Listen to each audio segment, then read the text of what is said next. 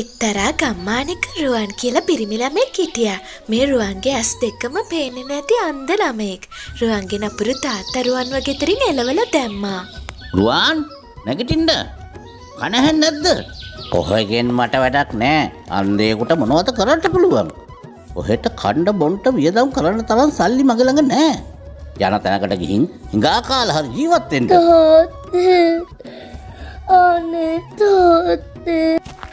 පාරට වැටුණු මේ අඳුරුවන්ට ජීවත් වෙන්නවත් තැනක් තිබ්බේ නෑ. ඒ නිසා ඔහු ඉබාගාතේ ඇවිදගෙන ගියා. අවුරුදු 5ක් විතර රුවන් හිඟා කාලා බොහොම අමාරුවෙන් ජීවත් වුණා. කාලේ වේගෙන් ගෙවිලා ගියා. දැන් රුවන්ට වයස අවුරුදු 10යි. රුවන්ගේ හැම දෙයකටම ළඟින් හිටිය ඔහුගේ එකම හිතවතා වුණ ඔහුට ගොඩාක් ආදරය කරපු එලි බල්ලයි.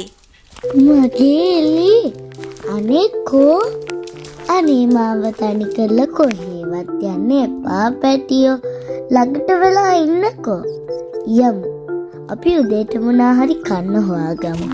එලි රුවන්ව තනි නොකර බලාගත්තා. පාරේ අනතුරක් තිබ්බත් ඒ හැම දෙයකින්ම රුවන්ව බේරගත්තා. එලි කෝ ඉන්න අදත් සෙල්ලම් පෙන්නලා කීයක් හරි හොයාගමු. මට උදව් කරන්න එලි. එලි රුවන් එක්ක එකතු වෙලා කරන සෙල්ලම් බලන්න පාරේ යන මිනිස්සු ගොඩාක් කැමතියි. මිනිස්සු සතුටු වෙලා මේ දෙන්නට මුදල් දෙන්නත් අමතක කරේ නෑ. මේ දෙන්නයි හොයාගන්න සල්ලි වලින් එදිනදා ජීවිතේ ගැට ගහගත්තා.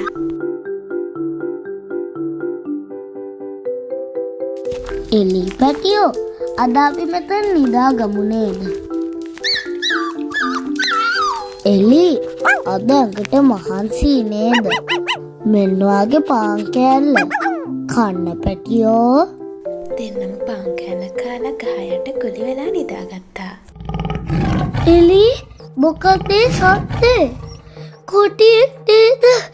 අනේ මොකද කරන්නේ අපි? සිංහයෙක්ගේ සද්දකුත් ඇහෙනවා. අනේ මොකද කරන්නේ අපි? එන්න ළමයා ඇතුළට එන්න. මේ ගහේ කඳ ඇතුළට එන්න. බය වෙන්න එපා දරුවා. මේ කතා කරන්නේ ඔයා ළඟ ඉන්න ගහ.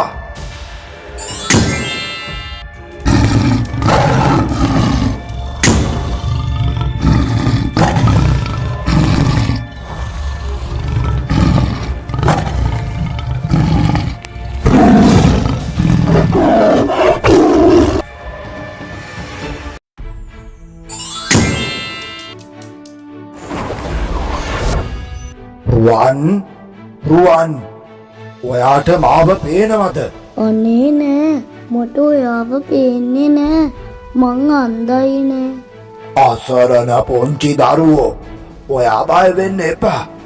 සමහර විට මට ඔයාට උදව් කරන්න පුළුවන් වෙයි. අනේ ඔයාට පුළුවන්ද මගේ ඇස් දෙක සුව කරන්න? මගේ පෙනීම ලබා දෙන්න පුළුවන්ද?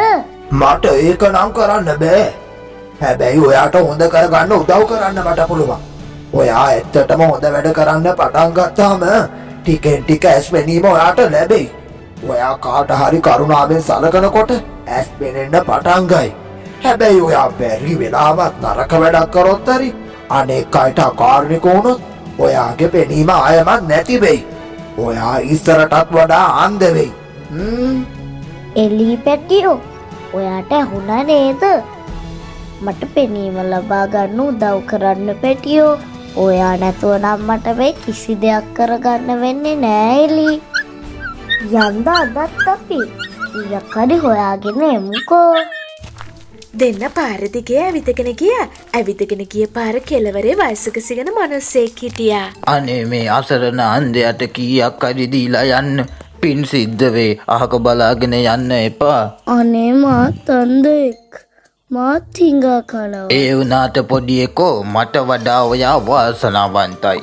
මගේ ඇස් පේන්නෙත් නෑ මට ඇවිද ගන්නත් බෑ. අනේ පව් ඉන්නකෝ සීයේ. මෙන්න මං ළඟ තිබ්බ එකම කාසිය. මේක ගන්න. පින් සිද්ධ වෙච්චාවේ පුතේ. ඒකම එක පාරටම රුවන්ගේ ඇස් දෙක ඉදිරියේ එලියක් පෙනුණා. අනේ එලි අර ගහ කිව්ව කතාව ඇත්තක්. ඒක ඇත්තක්. මං හොඳ දෙයක් කරද්දී මගේ පෙනීම ටික ටික ලැබෙනවා එලි. රුවන් එදා රෑ අම්බලමක නිදාගන්න තීරණය කරා. ඒ අම්බලම කෙළවරක සිඟන ගැහණු කෙනෙක් හිටියා. ඇය බොහෝම වයසයි. අසනීපෙනුයි හිටියේ. ආච්චියේ ඔයාට ගොඩක් අමාරුයි නේද? ආමේ පාන් කෑල්ල කන්න ආච්චියේ. අනේ පින් සිද්ධ වෙයි පුතේ ඔයාට.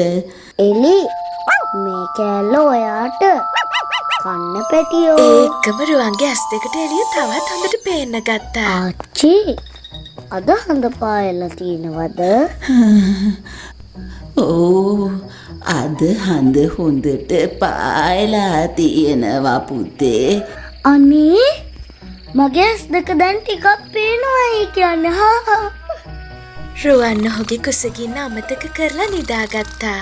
පහුවෙනිදා උදේ රුවන්ටයි එළියටයි හොඳටම බඩගිනි. එලි බඩගිනි නේද? යමු. අපි නගරයට ගිහින් කෑම ටිකක් හොයාගමු. ඔය එක්කම මහා හඬින් කෑ ගහලා කිකිලිය පාර හරහා දිව්වා. එලි කිකිලිගේ පස්සෙන් සෙල්ලමට දුවපු පාර කිකිලිගේ බෙල්ල තද වෙලා කිකිලි එතනම මැරුණා. අනේලි මේ මොකක්ද කළේ? අනේ අපොයි දැන් ඉතින් මොනවා කරන්නද? කිකිලි මැරිලා. පව්. අපි මේ කිකිලි විකුණලාවත් සල්ලි ටිකක් හොයාගමු. ඉයන් මෙන්න මේ කිකිලි අරන් ගාන බල්ලා දුන්නා නම් මෙන්න සල්ලි ගන්න. ඔය එක්කම කළු අලාවකින් රුවන්ගේ ඇස් දෙකම එකපාරටම කළුවර වුණා. අනේ මේ මොකක්ද උනේ?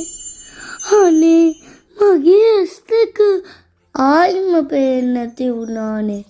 වෙනදටත් වඩා අඳුරුයි. මට දඬුවමක් ලැබිලා. මං කරලා තියෙන වැරදි වැඩක් එලි. ඒ කිකිලි අපේ නෙවෙයිනේ. ඒක හොරකමක් නේද එතකොට? අනේ අපි ආයේ කිකිලිව අල්ලගත්ත තැනට යමු. බා මේ උන්නේ ඔය හොයන්න නැති වෙච්ච කිකිලියක්වත්ද? ඔව් මගේ සහෝදරයාගේ එකම කිකිලි නැති වෙලා. එයා ගොඩාක් දුකින් ඉන්නේ. එයා ගොඩක් දුප්පත් කෙනෙක්. කිකිලිගෙන් හම්බුන බිත්තර විකුණලා තමයි එයා ජීවත් වුනේ. අනේ මට ගොඩක් කනගාටුයි. අද උදේ මගේ බල්ලා ඒ කිකිලියව මැරුවා. හිතලා කළේ නෑ. සෙල්ලමට ගිය පාර බෙල්ල හිර වෙලා මැරුණා. මං ආවේ ඒකට මුදල් දෙන්න. අනේ මේ සල්ලියාගේ සහෝදරයාට දෙන්න. අපිට සමා වෙන්න. රුවන් මිනිස්සයාට සල්ලි දෙනවත් එක්කම ආයෙමත් රුවන්ගේ ඇස් දෙක ඉදිරිපිට ආලෝකය විහිදුණා. එලි මට ආයිම ටිකක් පේනවා. රුවන් සති කිහිපයක්ම යහපත් වැඩ කළා. හැමෝටම කරුණාවන්ත විදියට උපකාර කළා. මේ නිසා හොට යම් තාක් දුරට ආලෝකය පේන්න ගත්තා. පැටියෝ මට දැන් ටිකක් එළිය පේනවා. දැන් තමයි මගේ ජීවිතේ හොඳම කාලය. මේ ගස් කොළන් ඒවත් මට දැන් ටික ටික ලාවට පේනවා. මෙච්චර දවල් සුදා කරපු ඔයාට මං අද රස කෑමක් මගේ අත් දෙකෙන්ම හදලා දෙන්නයි හිතුවේ. යමුකෝ. අනේ මා බෙහෙරගනියෝ. අනේ මාව ගිලෙනවා. අනේ එලි කවුරු හරි වතුරට වැටිලා. මොකද අපි කරන්නේ? මට පැහැදිලිව පේන්නෙත් නෑ. මට පීන ගන්නත් බෑනේ. ඔයාට පුළුවන් දේ අසරණයට උදව් කරන්න. අනේ ඔයත් ගිලෙයිද? එලි මට ඔයා නැති කරගන්න බෑ. ඔයයි මගේ පවුල. අනේ මා බෙහෙරගනියෝ. එලි මං කියන්නේ හොඳට අහන්න. ඔයත් පරිස්සම් වෙලා ඒ කෙනා බේරගෙන එන්න. හරිද මගේ පැටියෝ? අයියෝ මා බෙහෙරගන්න කවුරුද බං? අනේ අයියෝ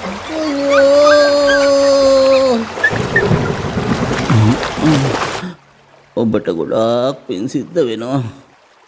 කෝ බගේ බලු පැටියකෝ. අනේ මට සමාවෙන්න. මට දුකයි. බල්ලා ගොඩට ආවේ නෑ. මාත් එක්කම බල්ලා ගොඩට එන්න උත්සාහ කරා. ඒ වෙද්දි දෙන්නම මහන්සියෙන් හිටියේ. බල්ල මාව ගොඩට දාලා එයා ගිලුණා. බල්ල මගේ ජීවිතය ආරක්ෂා කරා.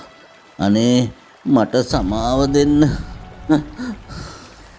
නෑ එහෙම වෙන්න බෑ. අනේ මගේ එලි. අයියෝ මං ඕනතු කොහොමද ඉන්නේ? ඔයෝ විතරයි මට හිටපු එකම යාළුවා එලි. මටත් කාලෙකට කලින් මේ වගේ බලු කුක්කෙක් හිටියා. ඔයාට මේ බල්ලා අරන් දුන්නේ කවුද? මගේ තාත්තා. ඔයාට තාත්තා තව බල්ලෙක් අරන් දෙයි නේද? අනේ මේ වෙච්ච දෙයට මට සමාව දෙන්න. මට ගෙදරක් නෑ. මං අන්ධ කොල්ලෙක්. මට අවුරුදු 5දී මගේ තාත්තා මාව ගෙදරින් එළෙව්වා. මට හිටිය එකම යාළුවා එලි විතරයි. අනේ දරුවෝ මට පුතාගේ මූණ ටිකක් පෙන්නන්න. මේ වෙද්දිත් රුවන් කරපු උතුම් කාරුණික සත්ක්‍රියාවෙන් රුවන්ගේ ඇස් දෙකේම අන්ධභාවය නැති වෙලා ගියා.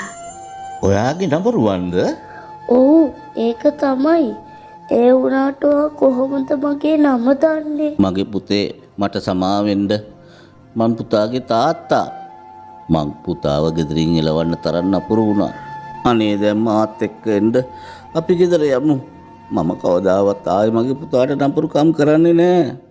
මගේ පුතාට මං තවත් බල්ලෙක් කරන් දෙන්නම්. ඇස් දෙකත් හොඳ කරන්නම්. පුළුවන් හැමදේම කරන්නම් පුතේ. රුවන්ට තරහක් වගේම මහා දුකක් දැනුණා. තාත්තේ මං ඔයාට සමාව දෙන්නම්. ඇත්තටම මං ඔයත් එක්ක ගෙදර ඉන්න කැමතියි. ඒ වුණාට මං දැන් අන්ධ නෑ. මගේ ඇස් දෙක පේනවා. අනේ ඇත්තමද මගේ පුතේ? තාත්තාව පේනවා? අනේ සමාවෙන්න මගේ පුතේ. අනේ මට සමාව දෙන්න. රුවන් තමන්ගේ පෙනීම තමන්ට ලැබුණ හැටි විස්තරේ තාත්තට කිව්වා. රුවන්ට දැන් ටීන නමින් අලුත් බල්ලෙක් ඉන්නවා. රුවන්ට මේ වෙද්දිත් කොච්චර සතුටක් තිබුණා. රුවන්ට හැම මොහොතකම තමන්ගේ එළියව මතක් වුණා. රුවන්ට එළියක් ගෙනත් දීලා ආදරණීය මතකයක් වෙලා සදහටම දුරස් වුණත් රුවන්ගේ හිතේ ගැඹුරින්ම එළියව සටහන් වුණා. කතාව හොඳ නම් ලයික් එකක් දාලා ඔයාගේ අදහස කමෙන්ට් එකකින් අපිට ලියන්න. මේ වගේ ලස්සන කතා බලන්න කාටුන් කතා channel එක subscribe කරලා තියාගන්න. ලස්සන කතාවකින් ආයෙත් අපි හම්බෙමු.